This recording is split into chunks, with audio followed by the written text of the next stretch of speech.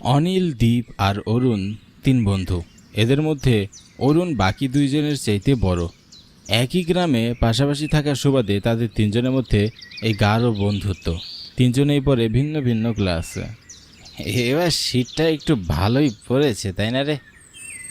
হ্যাঁ, একদম কুত্তা মারা শীত। আচ্ছা, যাই হোক, সব দোষ কুত্তার হয় কেন বলতো? কুত্তা মরা শীত, কুত্তা গরম কেন? কি জানি ভাই, হ্যাঁ আমি তো তোর মতো ক্লাসের ফার্স্ট বয় না, আমি জানি না, তুই গবেষণা করে বের কর। আমরা এবার গুদাই যাচ্ছি, হুট করে এত ভোর ভোর ডেকে নিয়ে আসলি যে, মায়ের ঘুম ভেঙে আমাকে না পেলে কিন্তু খবর আছে। আরে দূর, বাচ্চা নিয়ে আসলেই যত সমস্যা। আমি মোটেও বাচ্চা নই। আচ্ছা, হয়েছে হয়েছে, শোন, আমরা পুকুর পাড়ে যাচ্ছি ব্যাডমিন্টন খেলতে। সকাল সকাল ঠান্ডা ঠান্ডা আবহাওয়ায় ব্যাডমিন্টন খেলার মজাই আলাদা। তাহলে ব্যাট বের কর। কোথায়? পাখিরা নিয়ে আসবে, আরও দুজন আসছে। আরও মিনিট 15 এভাবে নানান কথা বলতে বলতে পৌঁছে গেল তারা পুকুর পাড়ে।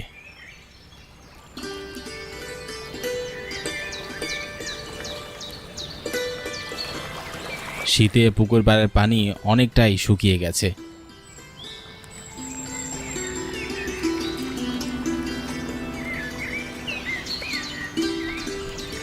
তারা গিয়ে দেখলো কেউই আসেনি।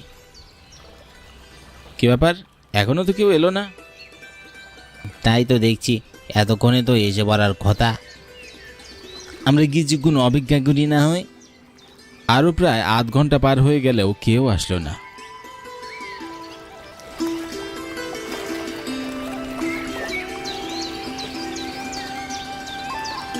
আমি চলে যাই, মা জানতে পারলে আমাকে মেরেই ফেলবে। আর অপেক্ষা করে লাভ নেই, চল বাসায় চল। বাসার দিকে রওনা দিতে যাব, তখনই একটা বয়স্ক লোকের কণ্ঠস্বর আমাদের কানে আসলো। এত জলদি অধৈর্য হলে হবে? আর কিছুক্ষণ অপেক্ষা করো।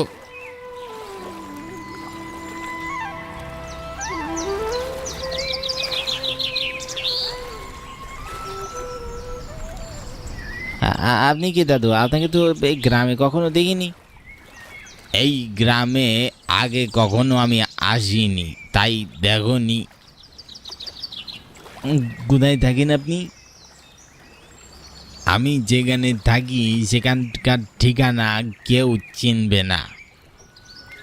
ভয় পেও না, আমার দ্বারা তোমাদের কোনো ক্ষতি হবে না, বরং উপকারী হবে। উপকার? কি উপকার? গুপ্তধনের সন্ধান দিতে পারি আমি তোমাদের। যা, সে আবার হয় নাকি? অবশ্যই হয় বাছা। আগের দিনের ধনী জমিদার অনেকেই তাদের গচ্ছিত ধন সম্পত্তি বাক্সে ভরে লুকিয়ে রাখত, আর সেটাই এখন গুপ্তধন। এখনো অনেক গুপ্তধনই এখানে সেখানে ছড়িয়ে ছিটিয়ে আছে, যার খোঁজ খবর সবার কাছে নেই। তুমি সব গুপ্তধনের খবর জানো? বয়স্ক লোকটি মৃদু হাসলো। তিনজন বৃদ্ধ লোকটির কথা পুরোপুরি বিশ্বাস করতে পারছে না, তবু কেমন যেন একটা রোমাঞ্চকর অনুভূতি হচ্ছে তাদের মধ্যে। এজন্য আগ্রহ নিয়ে তার কথা তারা শুনছে। না, সব গুপ্তধনের খবর তো জানি না, তবে এইখানে পুকুরের তলায় থাকা গুপ্তধনের খোঁজ অবশ্যই দিতে পারবো। কিন্তু আপনি আমাদের সেই গুপ্তধনের খোঁজ কেন দেবেন? তাতে আপনার লাভ কি? সেটা না হয় পরেই জানতে পারবে। তাহলে জলদি জলদি আমাদের সেই গুপ্তধনের খোঁজটা দিন, আমরা সেটা উদ্ধার করব। দিব, তার আগে তোমাদের তিনজনকে আলাদা আলাদা করে 3টি ধাঁধা ধরা হবে। যদি সেগুলো সঠিক উত্তর দিতে পারো তবেই তোমরা সেই গুপ্তধনের খোঁজ পাবে। একজনের ধাঁধার উত্তর আরেকজন দিতে পারবে না। এই লোকটি পাগল নয় তো? আরে হতে পারে, তবে তার বেশভূষাতে কেমন আগের দিনের মানুষের মতো লাগছে না? হতে পারে, তবে আমার তো বেশ এক্সাইটিং লাগছে রে, দেখি না কি হয়। আচ্ছা ঠিক আছে, চল। তবে তোমরা কি ঠিক করলে খেলবে এই খেলা? যদিও তোমরা ব্যাডমিন্টন খেলতে এসেছিলে, কিন্তু ব্যাডমিন্টন খেলার চাইতেও এটা কিন্তু কম মজার নয়। কিন্তু তুমি কি করে জানলে আমরা ব্যাডমিন্টন খেলতে এসেছিলাম? আমাদের কাছে ব্যাডমিন্টন খেলার তো কক ব্যাটটাও নেই। আমি আরও কিছু জানি যা তোমরা জানো না। তোমাদের আমি সবার চাইতে বেশি ভালোভাবে চিনি। কিন্তু আমরা দাদার সঠিক উত্তর পারলে তো গুপ্তধন পাবো নাকি? কিন্তু যদি না পারি তখন কি হবে? তোমরা অদৃশ্য হয়ে যাবে, কেউ আর কোনোদিন তোমাদের খোঁজ পাবে না। তোমাদের আমার রাজ্যে নিয়ে যাব। তিনজনের মুখে বিদ্রূপের হাসি দেখা দিল। তাদের দেখে বোঝা যাচ্ছে তারা কেউ কথাটা বিশ্বাস করছে না, তবুও তারা রাজি হলো। হ্যাঁ ঠিক আছে, আমরা রাজি। তবে শুরু করি। আমার প্রথম ধাঁধা অরুণের জন্য। অগত্যা, এমন একটা জিনিসের নাম বলো যেটা কাটলে বড় হয়। কাটলে তো সব জিনিসই ছোট হয়, কাটলে বড় হয় এমন জিনিস কি হতে পারে? হঠাৎ তার চোখে পড়ল সামনে থাকা পুকুরের দিকে। আরে আরে, পুকুরই তো কাটা হয়, আর সেটা কাটলেই তো বড় হয়। সে ঝটপট উত্তর দিল, এই পুকুর পুকুর কাটলে বড় হয়। বেশ, এবার পরের ধাঁধা অনিলের জন্য। হ্যাঁ ঠিক আছে। এমন একটা জিনিসের নাম বলো যেটার হাত পা নেই, তবু সেটা চলে, আর সেটা না থাকলে মানুষ অনাহারে মরে। আরে এটা তো খুব সহজ, টাকা।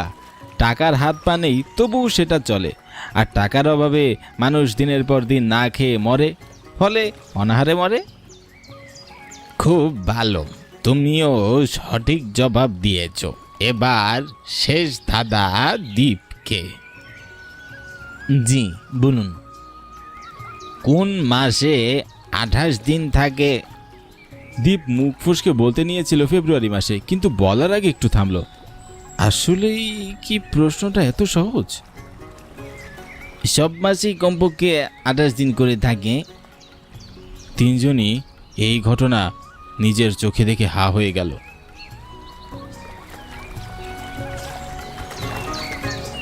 এই নাও, এটা দেখো।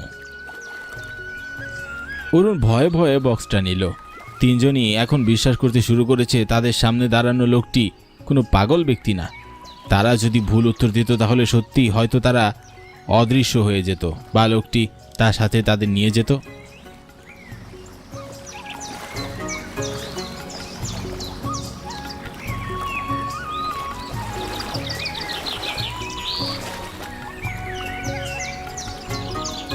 অভিশাপ অভিশাপ অভিশাপ, এই বক্স যেই খুলবে সেই গ্রামের পুরনো অভিশাপ বয়ে বেড়াবে।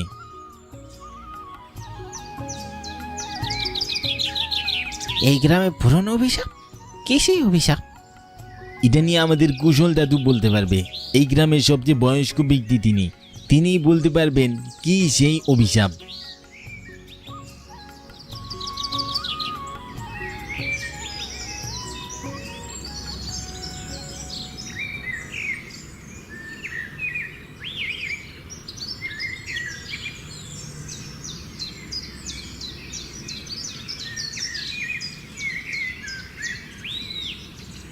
অভিশাপ?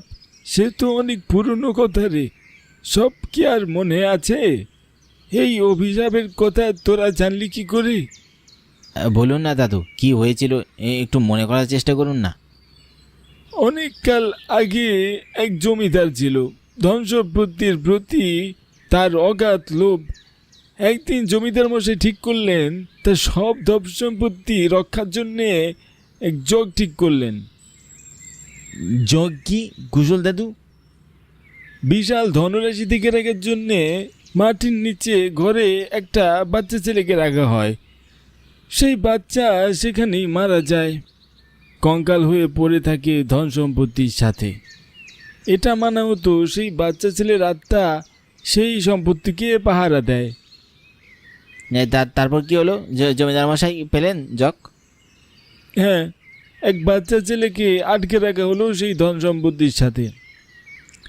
বিষয়টা অনেক দিন যাবৎ চাপা পড়ে থাকলেও কি করে যেন সেটা পুরো গ্রামে ছড়িয়ে পড়ে। গ্রামবাসীরা কিছু করেনি? গ্রামবাসীদের রাগ গিয়ে পড়ল জমিদারের উপর। গণপিটুনিতে মারা পড়লেন জমিদার। তবে মারা পড়া ঠিক আগের মুহূর্তে অভিশাপ দিয়ে গেলেন। সেটা হলো গ্রামে 10 বছর বয়সী কোনো ছেলেকে আর খুঁজে পাওয়া যাবে না, সবাই অদৃশ্য হয়ে যাবে। কিন্তু এতদিন তো এমনটা হয়নি।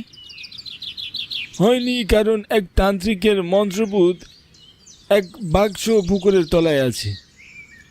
কথাগুলো শুনে সবার মুখে ভয় চেপে গেল।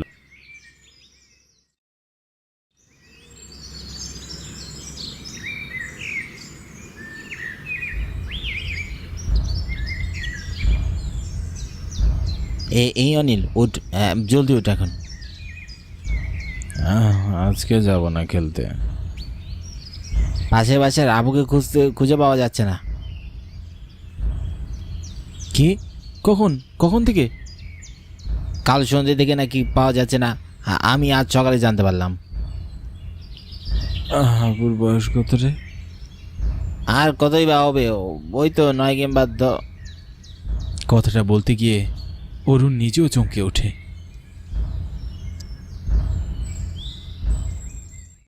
জমিদার রঞ্জন কুমারের জমি জমার পরিমাণ ঠিক কত তা তিনি নিজেও হয়তো ঠিকভাবে বলতে পারবেন না। বিলাসবহুল জীবনযাপন তার। বাড়িতে 7-8 জন কাজের লোক তার। সংসারে তার পত্নী আমিনা আর একমাত্র কন্যা পুবালি। বলছি এবার তো মেয়ের জন্য পাত্র দেখতে হবে। এই গায়ের অন্য কোনো মেয়ের এত বয়স অবধি কুমারী থাকে না। মেয়েটা তো এবার বিয়ে দিতে হবে। অনেক বয়স কোথায় হলো, সবে তো 14 কিংবা 15। 14 থেকে 15 নয় মশাই, আপনার মেয়ের বয়স 22। এমনই হয়, বুঝলে তো, এমনই হয়। মেয়ের বয়স বাবার চোখে পড়ে না, নজরেই আসে না। 22? সত্যি বলছো গিন্নি? এই না সেদিন মেয়ের অন্নপ্রাশন হয়ে গেল। আপনার মেয়ের বয়স আপনার নজরেই পড়ে না। সেটা আজ থেকে আরো 22 বছর আগের ঘটনা। এখন এসব কথা রাখো তো, মেয়ের জন্য পাত্র দেখো। মেয়ে আমার রূপে গুণে সরস্বতী। এমন মেয়ের যোগ্য পাত্র খুঁজে পাওয়া 4টিখানি কথা নয়। না গিন্নি, বিয়ে করে আমার মেয়ে পরের ঘরে চলে যাবে, এটা আমি সহ্য করতে পারবো না। আমার মেয়ে আমার কাছেই থাকবে। দেখো দেখো, অবুঝের মতো কথা বললে হবে? মেয়ে কি আজীবন ঘরে রাখার জিনিস? মেয়ে তো পরের ঘরে বিদায় দিতেই হবে। এইখানে কিসের অভাব? ও এইখানে কেন থাকবে না? পরের ঘরে কেন থাকতে যাবে? তোমার কি মনে হয় আমার বাবার ঘরে কি অভাব ছিল? তা দেখে বাবা আমাকে তোমার ঘরে পাঠিয়েছে? আমি কি তাই বললাম নাকি? আমার মেয়ে আমার কাছে থাকবে, ব্যাস।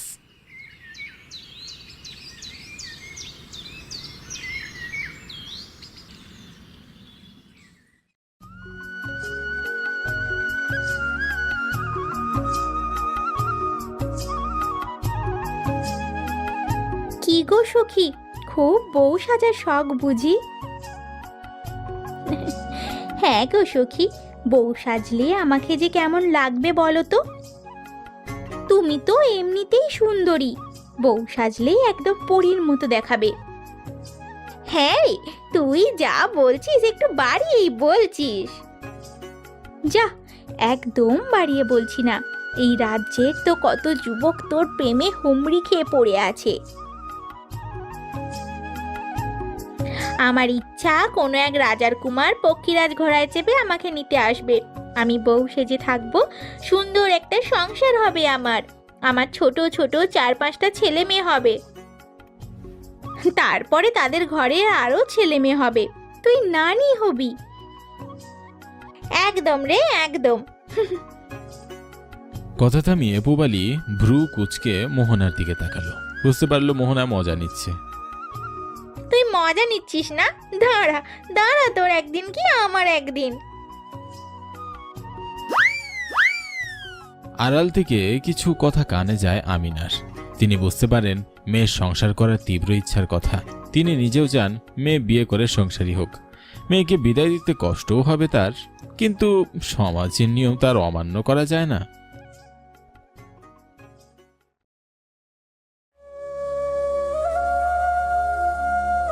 কিছু ভাবছেন? মেয়েটার ঘরের পালঙ্কটার অনেক বয়স হলো, ওই ঘরের পালঙ্কটা এবার পাল্টাতে হবে, পুরনো হয়ে গেছে।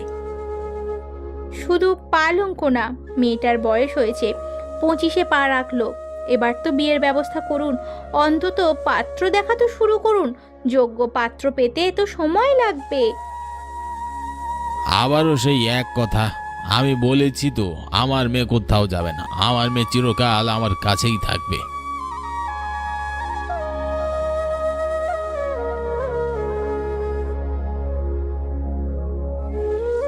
আমার মেয়েকে আমি চিরকাল আমার কাছেই রেখে দেব। সে কি, মেয়ের বিয়ে দিতে হবে না? মেয়ে তো কিছুকালের অতিথি, আরেকজনের আমানত। না, আমি আমার মেয়েকে ছাড়তে পারবো না, প্রয়োজন পড়লে বিয়ে দিয়ে ঘর জামাই রেখে দেব। সেদিন এই কথা শুনে খুব হেসেছিল আমিনা। খুব আদরে লেগেছিল বিষয়টা, কিন্তু আজ তার সেটা এই পর্যায়ে নেই। মেয়ের প্রতি তার তীব্র ভালোবাসা মেয়ের অকল্যাণী ডেকে আনছে, সেটা তিনি কিছুতেই বুঝতে পারছেন না। আপনার সাথে কথা বলাই বৃথা। ঠিক আছে, মেয়ের বিয়ে আমি দেব, তবে শর্ত একটাই, বিয়ের পর ছেলেকে ঘর জামাই হিসাবে এখানেই থাকতে হবে। তা কি করে হয়? কোনো ছেলে কি রাজি হবে ঘর জামাই থাকতে? আত্মসম্মানেরও তো একটা বিষয় আছে। কেন, সমস্যা কোথায়? এত বড় জমিদারি আমার, এত সহায় সম্পত্তি, এগুলো কে ভোগ করবে? আমাদের তো কোনো ছেলেও নেই, আমার মেয়ে আর তার বরই এসব পাবে। ঠিক আছে, দেখুন, যা ভালো মনে হয় তাই করুন।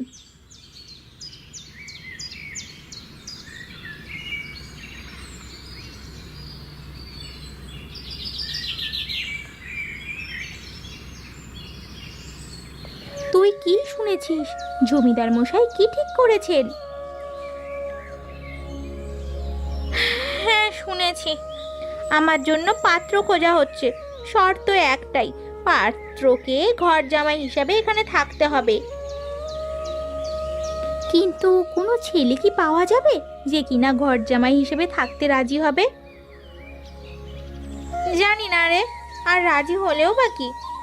সে তো রাজি হবে বাবার এই সহায় সম্পত্তির লোভেই। আমাকে কি আর ভালোবাসবে? আমাকে তো ভালোবাসবে না। জমিদার মশাইকে বুঝিয়ে বল না তুই। বাবা আমার প্রতি ভালোবাসা সবসময় অন্ধ হয়ে গেছে রে। বাবাকে বোঝানো আমার পক্ষে সম্ভব নয়। আমিও বাবাকে খুব ভালোবাসি, আমার বাবাকে কষ্ট দিতে পারবো না আমি। তাই বলে নিজের করে পাওয়া একটা সংসারের স্বপ্ন এভাবে নষ্ট করে দিবি? কিছু বলবি না? তোর কপালে হয়তো সংসারই নেই রে। সেসব বাদ দে, তোর বাচ্চাটা কেমন আছে বল? কত বছর যেন হলো ওর? এই তো সবে 2 বছরে পা রাখলো। ওকে নিয়ে আসলি না কেন? ওর দাদির সাথে ছিল, আমি ভাবলাম তোর সাথে একটু দেখা করে আসি।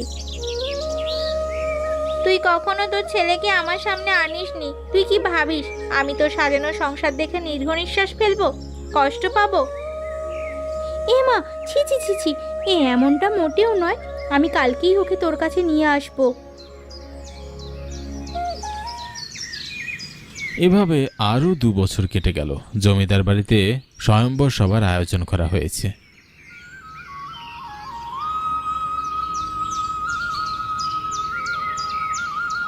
জমিদার মশাই, এখনো তো কেউ আসলো না। আসবে গিন্নি, চিন্তা করো না। কেটে গেল আরও কিছুক্ষণ।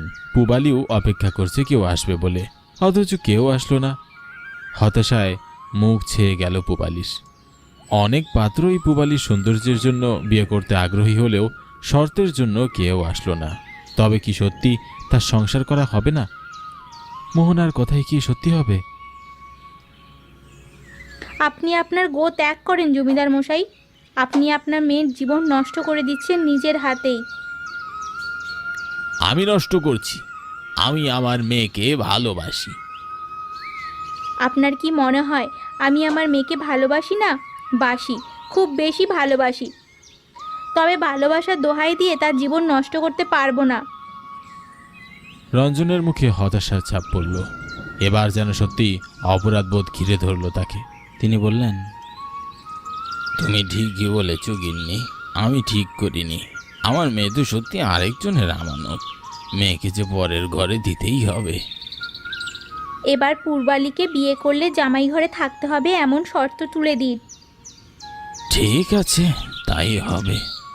এবার আর কোনো শর্ত রইল না। আবার স্বয়ম্বর সভার আয়োজন করা হলো, কিন্তু এবার পাশে বসা জমিদারের কন্যা পূবালীর রূপ আগের মতো সুন্দর ছিল না। চিন্তায় হতাশায় খাওয়া দাওয়া ঠিকভাবে না করার জন্যে তার চোখের নিচে কালি পড়েছে, মুখে ব্রণ। এবার যে কজন পাত্র এসেছিল তারা কেউই পূবালীকে বিয়ে করতে আগ্রহী হলো না।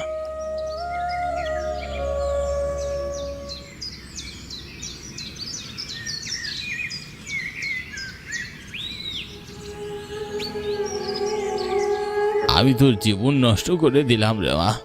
আমার অতিরিক্ত ভালোবাসা তোর জন্য কাল হয়ে দাঁড়ালো। ওই সব বলবেন না বাবা, আমার কষ্ট হয়। আপনার কোনো ভুল নেই। আমি জানি রে মা, তোর খুব সংসার করার শখ ছিল, তাই না রে? এসব থাক বাবা, এখন আর আমার কোনো শখ নেই। আপনি বেশি কথা বলবেন না, আপনার কষ্ট হবে। তুই আমাকে ক্ষমা করে দিস মা।